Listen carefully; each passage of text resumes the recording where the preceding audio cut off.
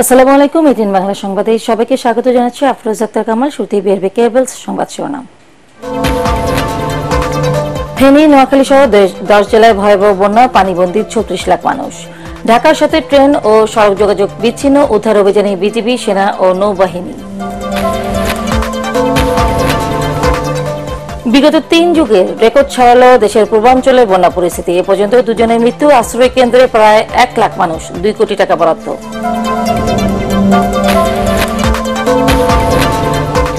বাঁধ খুলে দিয়ে ভারত অমানবিকতার পরিচয় দিয়েছে, মন্তব্য উপদেষ্টাদের। সর্বোচ্চ গুরুত্ব দিয়ে বন্যা মোকাবেলার ঘোষণা অন্তর্বর্তীকালীন সরকারের।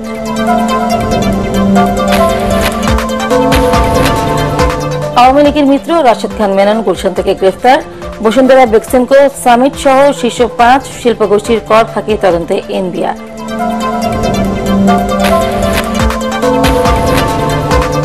এবং বৈষম্য বিরোধী ছাত্র আন্দোলনে হতাহতের ঘটনা তদন্তে ঢাকায় জাতিসংঘের অগ্রবর্তী দল। প্রাতিষ্ঠানিক সংস্কারে বাংলাদেশের পাশে থাকার ঘোষণা। শুনছিলেন বিআরবি কেবলস সংবাদ শিরোনাম, এবার বিস্তারিত। ভারত থেকে আসা পানির তোরে নজিরবিহীন বন্যায় ভাসছে ফেনী, নোয়াখালী সহ পূর্বাঞ্চলের 10 জেলা। মানবিক বিপর্যয় দেখা দিয়েছে ফেনীতে। এরই মধ্যে তলিয়ে গেছে জেলার 95% এলাকা, বিচ্ছিন্ন হয়ে গেছে বিদ্যুৎ ও মোবাইল সংযোগ। রেললাইন ডুবে ঢাকা সিলেট ও ঢাকা চট্টগ্রাম রুটে বন্ধ হয়ে গেছে ট্রেন যোগাযোগ। পানি উঠায় ঢাকা চট্টগ্রাম মহাসড়কে বন্ধ যান চলাচল। বানভাসী মানুষকে উদ্ধারে অভিযান চালাচ্ছে বিজিবি, সেনা, নৌবাহিনী, কোস্টগার্ড, ফায়ার সার্ভিস সহ সরকারি বেসরকারি বিভিন্ন সংস্থা। প্রতিনিধিদের পাঠানো তথ্য ও ছবিতে আরো জানাচ্ছেন জাহিদুল আলম। মনে করা হচ্ছে স্মরণকালের সবচেয়ে প্রলয়ঙ্কারী বন্যা হতে পারে এটি। বুধবার ভারতের বাঁধ ভাঙা উজানের পানির তোরে মাত্র কয়েক ঘন্টায় ডুবেছে দেশের উত্তর পূর্ব সীমান্তবর্তী সিলেট, চট্টগ্রাম বিভাগের অন্তত 10 জেলা।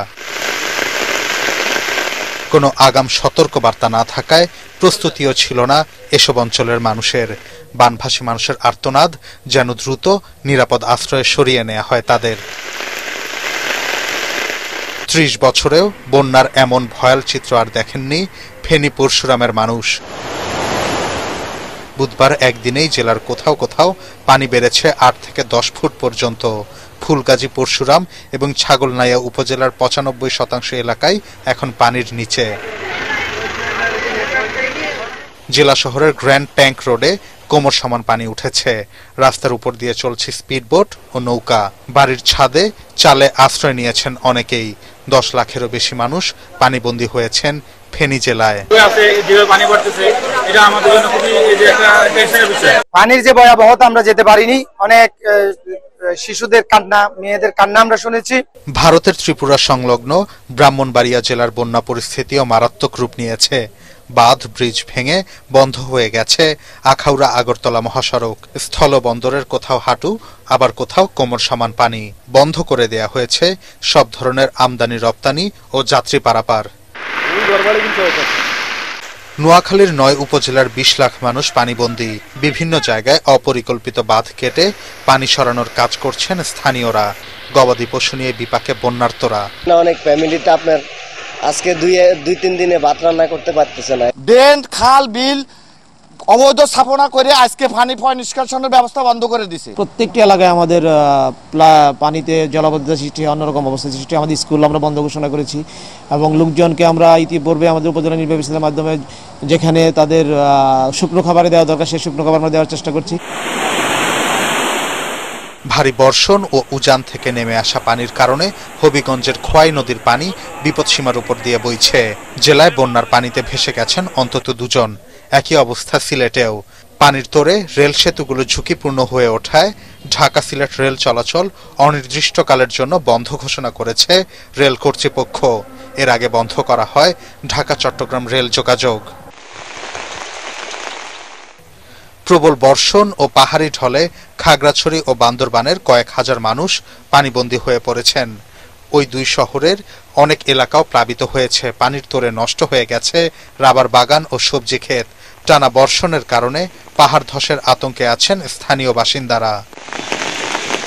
31 বছর পর ত্রিপুরার ডম্বুর জলাধারের গেট খুলে দেয়ায় সীমান্তবর্তী জেলাগুলোতে হঠাৎ ভয়াবহ এই বন্যা পরিস্থিতি তৈরি হয়েছে বলে মনে করা হচ্ছে।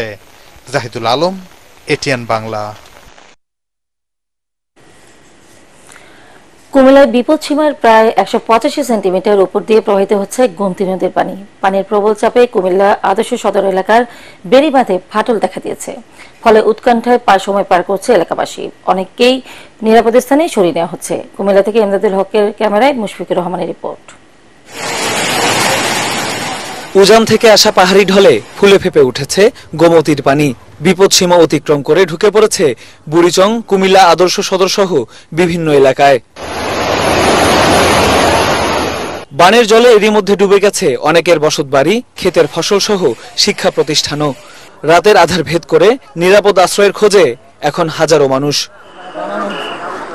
আমাদের পানি ঘরের ভিতরে, পানি এদিক দিয়ে পানি আইতেছে, তার জন্য আমরা ওই সামনে বিল্ডিং এ যাইতেছি দোতলা। আজকে রাত্রে কিভাবে পারবেন বাচ্চা চালিয়ে আতঙ্কের ভিতরে আছি। যেমন আমার বাড়ি বড় বলে এরকম মোড়ে পানি বাড়িতেছে, সব বাড়ির ভিতরে পানি, এতটুকু পানি আর আমার পানি বাড়ির ভিতরে।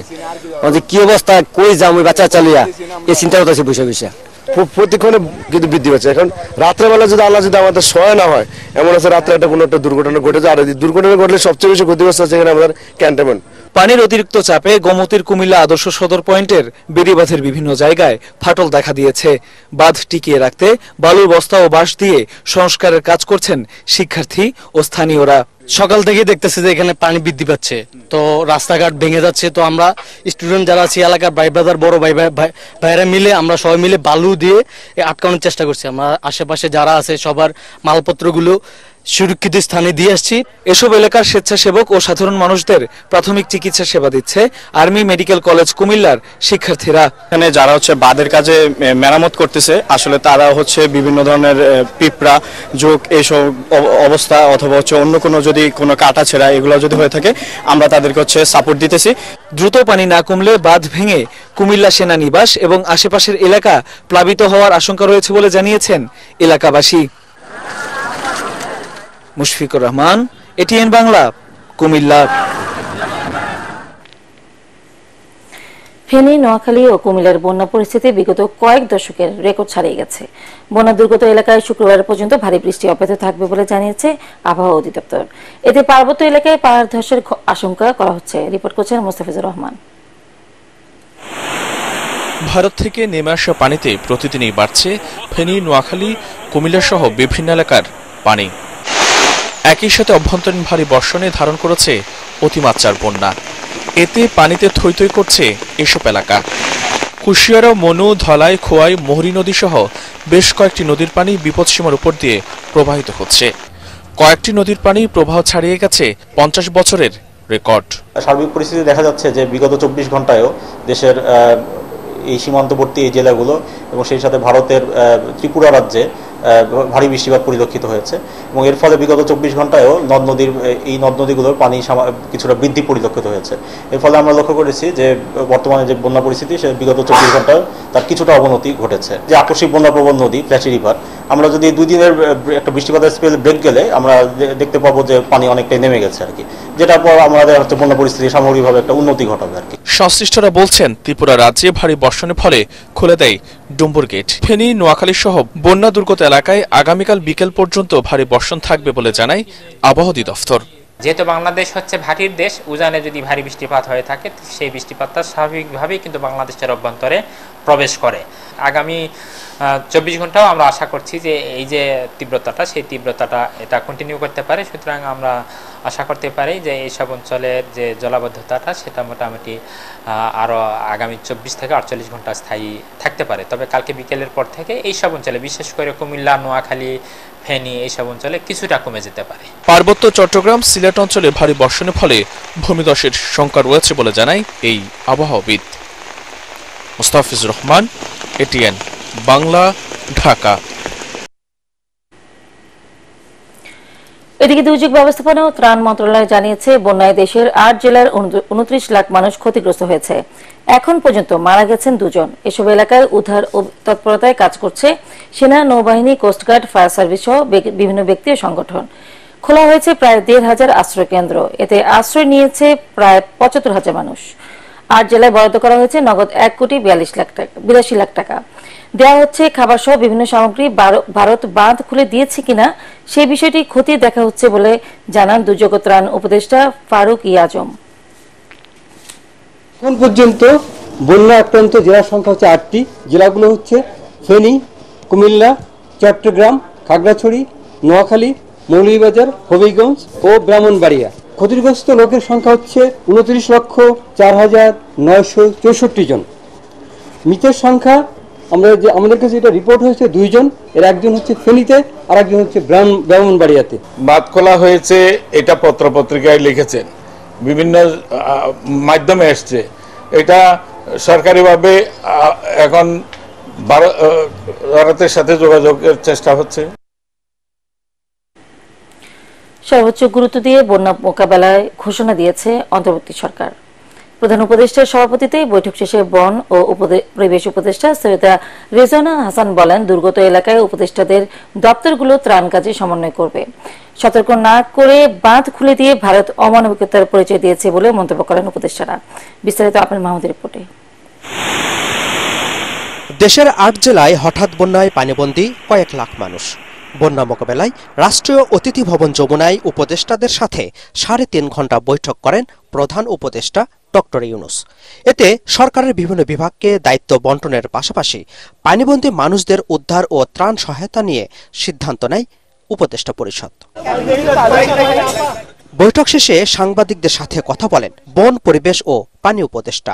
আমাদের সিদ্ধান্ত হয়েছে যে সর্বোচ্চ গুরুত্ব দিয়ে বন্যা উপদ্রুত সবকটা জেলাতেই উপদেষ্টা মণ্ডলীর সদস্যরা যাবেন। যতক্ষণ পর্যন্ত বন্যা উপদ্রুত সকল মানুষের ক্ষয়ক্ষতি ঠিক করে নিরূপণ করা না হবে এবং যতক্ষণ পর্যন্ত এটার পুনর্বাসনের পূর্ণ ব্যবস্থা না করা হবে, এটা সবসময় আমাদের নজরদারিতে থাকবে। হঠাৎ বন্যার জন্য ভারতকে দায়ী করেন তথ্য উপদেষ্টা ও ক্রীড়া উপদেষ্টা।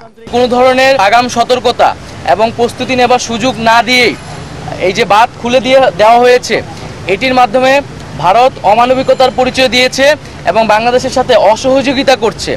আমরা আহ্বান করব, আমরা আশা করব যে দ্রুত সময়ের মধ্যে ভারত বাংলাদেশের জনগণ বিরোধী এ ধরনের নীতি থেকে সরে আসবে।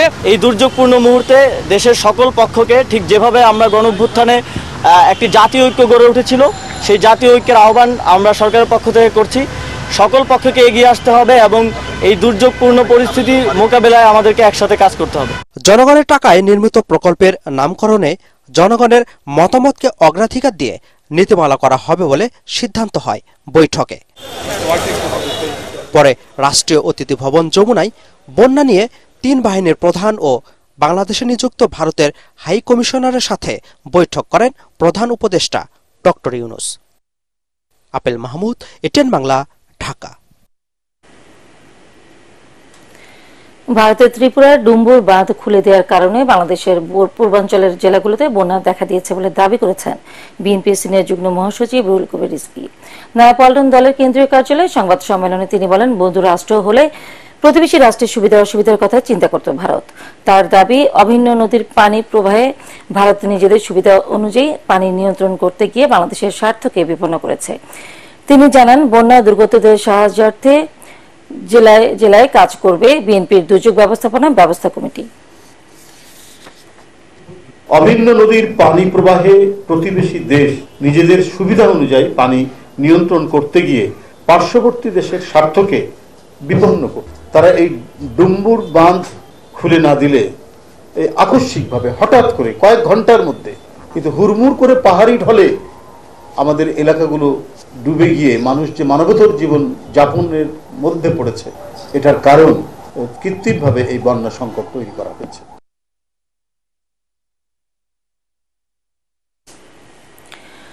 অন্যদিকে ঢাকায় নিযুক্ত ভারতীয় হাইকমিশনার প্রণয় ভার্মার দাবি, বাংলাদেশের সীমান্তবর্তী অঞ্চলে কোনো বাঁধের মুখ খুলে দেয়নি ভারত।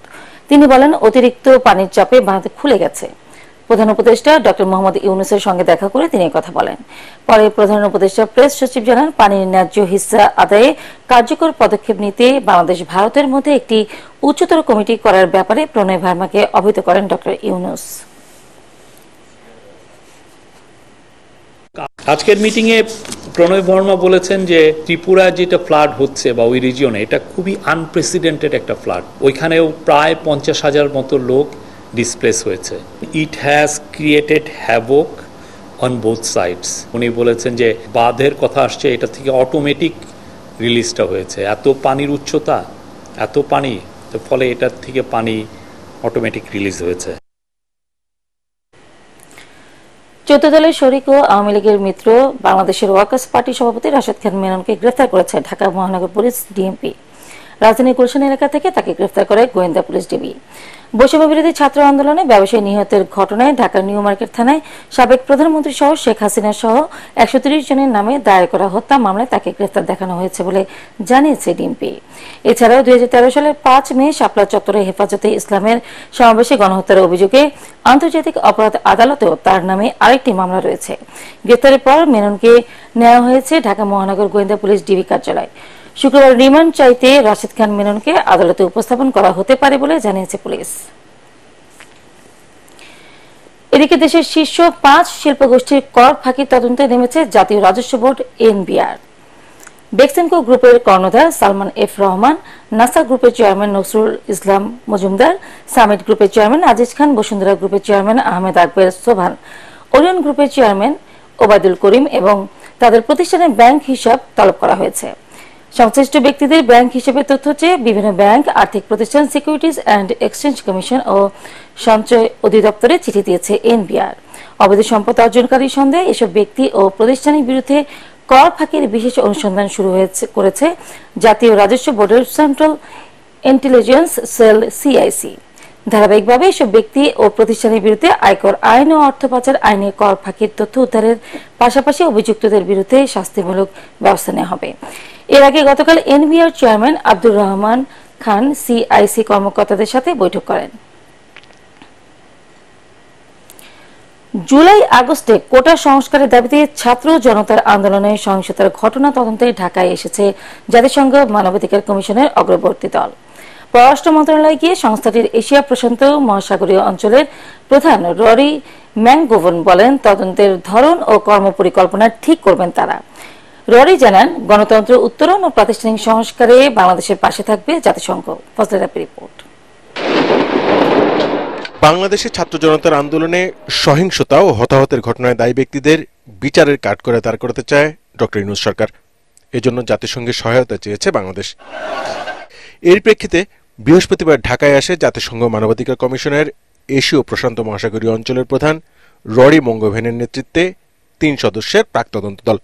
সকালে তারা আসেন পররাষ্ট্র মন্ত্রণালয়ে, বৈঠক করেন পররাষ্ট্র সচিব মাসুদ বিন মোমেনের সাথে। বৈঠক শেষে ররি ম্যাংগোভেন জানান, এই দলটি তদন্ত করতে ঢাকায় আসেনি, তবে বিভিন্ন পক্ষের সাথে কথা বলে তদন্তের ধরন এবং গাইডলাইন ঠিক করবেন তারা। It's not an investigation. It's really an exploratory visit to discuss with তদন্তের বিষয়ে মন্তব্য করার মতো সময় এখনো আসেনি। আমরা তদন্তের জন্য আসিনি, তবে অন্তর্বর্তীকালীন সরকারের উপদেষ্টা, সুশীল সমাজ সহ বিভিন্ন পক্ষের সাথে আলোচনা করে আমরা ঠিক করব তদন্তের পরিধি ও প্রক্রিয়া।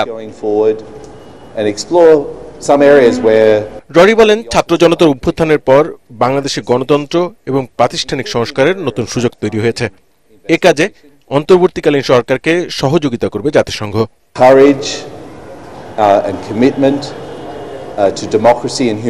ছাত্র জনতার আন্দোলনে অভিভূত মানবাধিকার কমিশনের প্রধান ফলকার তুক তিনি এই ঐতিহাসিক পরিবর্তনকে মানবাধিকার, গণতন্ত্র ও প্রাতিষ্ঠানিক সংস্কারের সুযোগ হিসাবে দেখছেন। এক্ষেত্রে বাংলাদেশের পাশে থাকার আগ্রহ প্রকাশ করেছেন ফলকার তুক।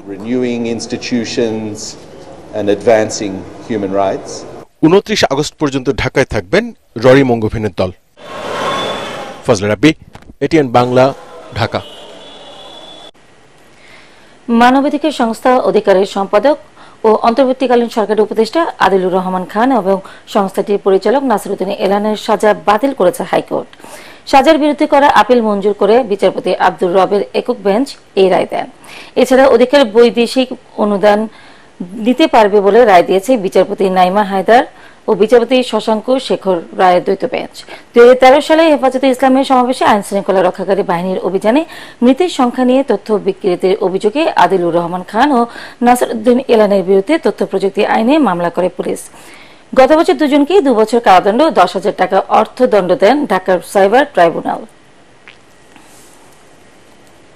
মোবাইল ব্যাংকিং প্রতিষ্ঠান নগদের অর্থ পাচার ও অনিয়ম নিয়ে অডিট করবে বাংলাদেশ ব্যাংক। এক ব্রিফিংয়ে গভর্নর আহসান এইচ মঞ্জুর জানান, নগদ ডিজিটাল ব্যাংকের সব ধরনের কার্যক্রম স্থগিত থাকবে। নগদের কার্যক্রমে যেন গ্রাহকরা প্রতারিত না হয় সেজন্য বাংলাদেশ ব্যাংক হস্তক্ষেপ করেছে। এ সময় তিনি বলেন, ইসলামী ব্যাংকে স্থিতিশীলতা ফিরিয়ে আনাই বাংলাদেশ ব্যাংকের প্রধান কাজ। সোশ্যাল ইসলামী ব্যাংকে দুর্বৃত্তায়ন হয়েছে জানিয়ে গভর্নর বলেন, আংশিকভাবে হলেও ব্যাংকটির ক্ষতি কাটিয়ে ওঠা সম্ভব হবে। দুর্বল ব্যাংকগুলোকে সম্পদের নজরদারি করবে ব্যাংক কমিশন। এই যে চায়না একবার নন ব্যাংক ফাইন্যান্সিয়াল, একবার ডিজিটাল ব্যাংকিং, ফলে তাদের অ্যাকচুয়াল ইন্টেনশনস ওয়াজ শিফটিং এবং অনেক ধরনের মানে গ্রে অ্যাক্টিভিটি চলে আসছিল, যেটার কারণেই এই সিদ্ধান্তটা নেওয়া হয় যে তাদের হাতে আর এটাকে রাখা যাবে না। সরকারের সম্পদ সরকার নিয়ে নিল, একটা অডিট করব, আমরা দেখব যে কোনো ক্ষতি হয়েছে কিনা। কিন্তু আমার মনে হয় যে খুব একটা কোনো কিছু সেখান থেকে আসবে না। যেটা হয়েছে যে তাদের যে ভবিষ্যৎ পরিকল্পনাটা ছিল সেটা নস্যাৎ হয়ে গেছে আর কি। এদিকে নগদের উন্নতির জন্য কেন্দ্রীয় ব্যাংক কাজ করছে বলে জানিয়েছেন সদ্য প্রশাসক হিসেবে নিয়োগ পাওয়া মোহাম্মদ বদিউজ্জামান দিদার। বৃহস্পতিবার দায়িত্ব নেওয়ার পর সংবাদ সম্মেলনে তিনি বলেন, নগদ নিয়ে সকল অপপ্রচার বন্ধ করে প্রতিষ্ঠানটিকে আরও এগিয়ে নেয় তার লক্ষ্য। সাংবাদিকদের প্রশ্ন জবাবে নগদের প্রশাসক জানান, প্রতিষ্ঠানটির সব কার্যক্রম আগের মতো চলবে। পার্টেক্স খেলার খবর।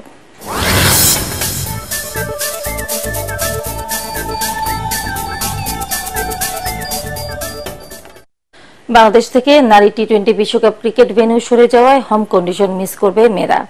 বিসিবিতে সংবাদ সম্মেলনে এমনটাই জানালেন বিসিবি নারী উইংয়ের অপারেশনস বিভাগের প্রধান হাবিবুল বাশার সুমন।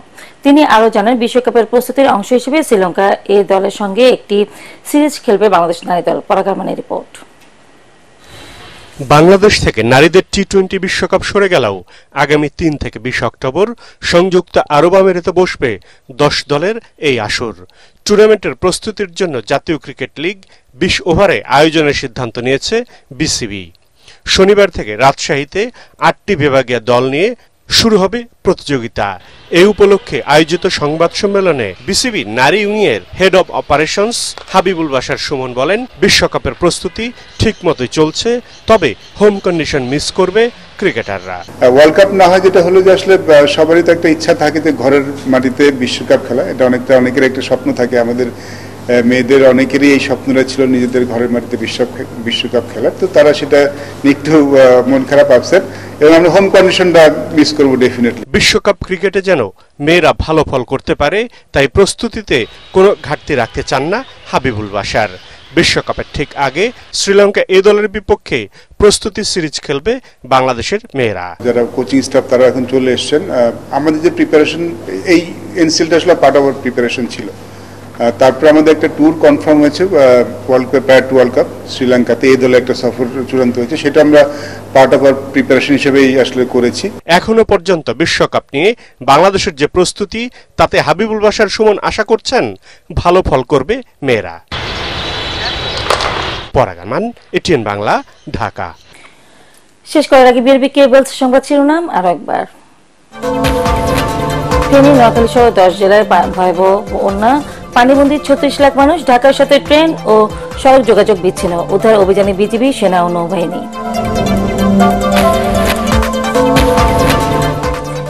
বিগত 3 যুগের রেকর্ড ছাড়ালো দেশের পূর্বাঞ্চলের বন্যা পরিস্থিতি। এ পর্যন্ত 2 জনের মৃত্যু, আশ্রয় কেন্দ্রে প্রায় 1 লাখ মানুষ, 2 কোটি টাকা বরাদ্দ। বাঁধ খুলে দিয়ে ভারত অমানবিকতার পরিচয় দিয়েছে, মন্তব্য উপদেষ্টাদের। সর্বোচ্চ গুরুত্ব দিয়ে বন্যা মোকাবেলার ঘোষণা অন্তর্বর্তীকালীন সরকারের।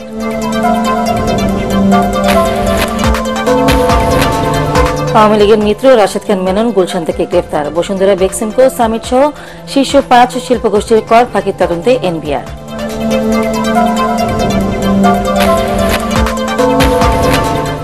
এবং বৈষম্য বিরোধী ছাত্র আন্দোলনে হতাহতের ঘটনা তদন্তে ঢাকায় জাতিসংঘের অগ্রবর্তী দল প্রাতিষ্ঠানিক সংস্কারে বাংলাদেশের পাশে থাকার ঘোষণা। পরবর্তী সংবাদ দেখার আমন্ত্রণ জানিয়ে এখনকার মতো শেষ করছি। এটিএন বাংলা সংবাদ ইউটিউবে দেখতে ব্রাউজ করুন YouTube/ATN বাংলা।